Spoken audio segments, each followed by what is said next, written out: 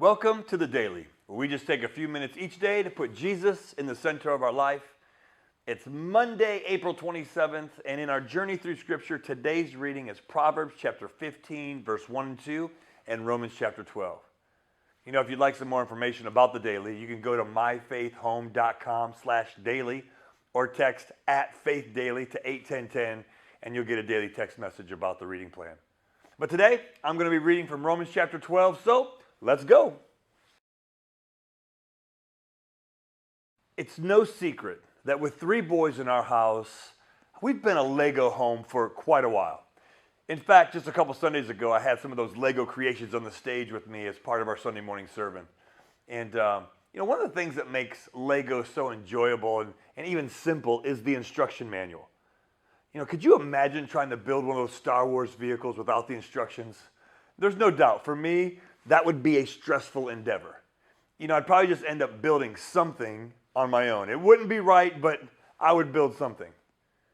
I'm pretty sure I'm not alone in wondering how nice it would be if our lives also came with an instruction manual.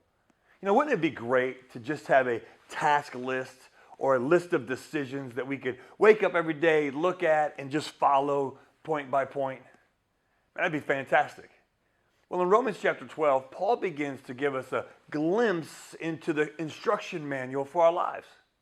In chapter 2 of verse 12, it says this: "Don't copy the behaviors and customs of this world, but let God transform you into a new person by changing the way you think.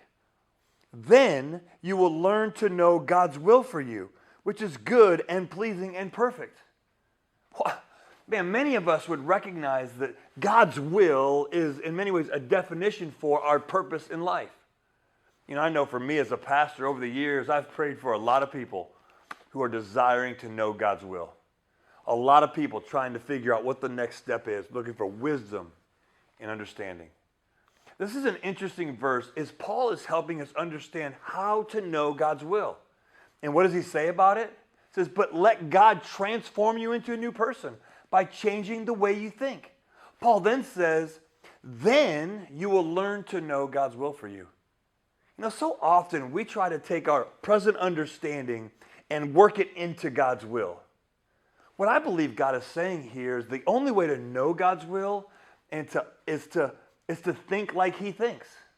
And the only way to think like God thinks is to allow God to transform us into a new person by transforming the way we think.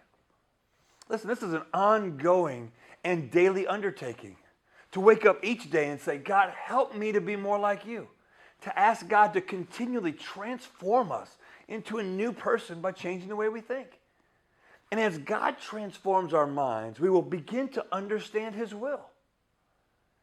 Let's just take a moment today, as we do every day, and ask God to help us to know Him more. To ask God to transform our hearts and our minds so that we can know His will, so that we can accomplish His purposes. Let's put one foot in front of the other and say, "God, here I am. Help me to know you more." I love you, and I hope that you have a great, great Monday. God bless.